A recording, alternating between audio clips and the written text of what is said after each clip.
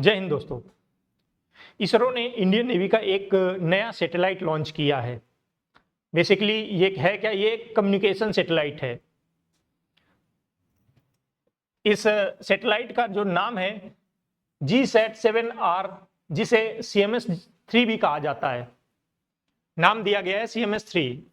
ये एक communication satellite है और ये इंडियन नेवी की कैपेबिलिटीज बढ़ाएगा, क्योंकि अभी तक जो इंडियन नेवी अलग अलग सैटेलाइट यूज कर रहा था, बेसिकली एक मेन GSAT-7 रुक्मिनी करके एक सैटेलाइट है, वो यूज कर रहा था। रुक्मिनी सैटेलाइट के नाम से जाना जाता है वो। तो उसमें कई अपग्रेड्स करके इसरो ने एक नया सैटेलाइट तैयार किया है, उसको आज लॉन्च किया गया है।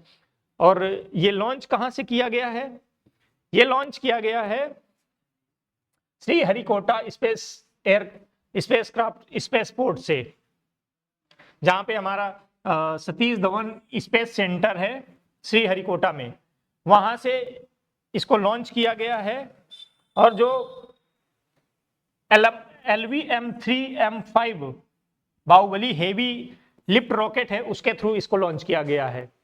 इसका वजन 4400 किलोग्राम है। ये एक बहुत हेवी सैटेलाइट है। अब इसको स्वदेशी रूप से तैयार किया गया है। इसमें मोस्टली जो भी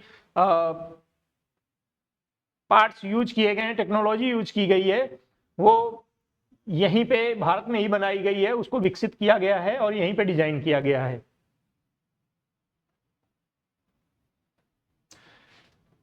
अब ये सैटेलाइट क्या करेगा? ये सैटेलाइट इंडियन नेवी की स्पेस बेस्ड कम्युनिकेशन नेटवर्क पे काम करेगा और उसकी मैरीटाइम डोमेन अवेयरनेस बढ़ाएगा। ये इंडियन ओशियन रीजन में टोटली जो अपने शिप्स सबमरीन्स सेल करते हैं, तो उनके लिए ये एक कम्युनिकेशन सैटेलाइट के तौर पे काम करेगा।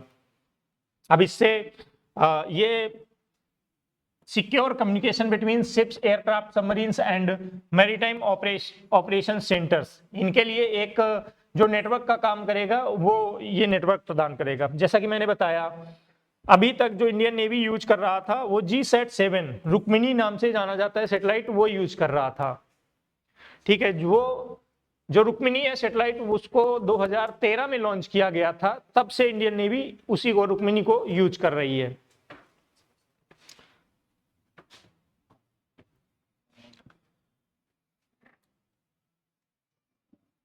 जो अभी नया सैटेलाइट GSAT-7R, जिसको अभी आज लॉन्च किया गया है, उसमें हाई कैपेसिटी बैंडविड्थ, जो कि एडवांस कनेक्टिविटी और रिजिलियंस के लिए जाना जाएगा अपने। अब यह एक आत्मनिर्भर भारत की तरफ बढ़ता हुआ एक मजबूत कदम है।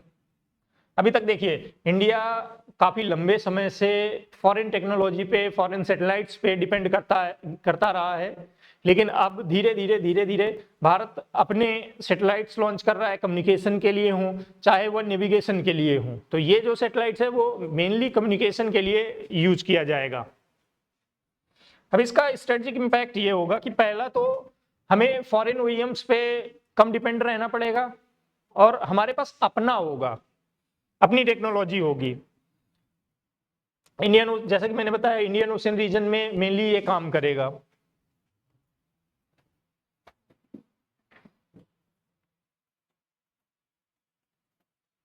अब इस अपने सैटेलाइट आने की वजह से जो इंडियन नेवी के मिशंस हैं, वो इंडियन नेवी बेटर तरीके से उनको अंजाम दे पाएगी, बेटर तरीके से ऑपरेट कर पाएगी इंडियन ओशियन रीजन में। तो आज की वीडियो में इतना ही। जय हिंद।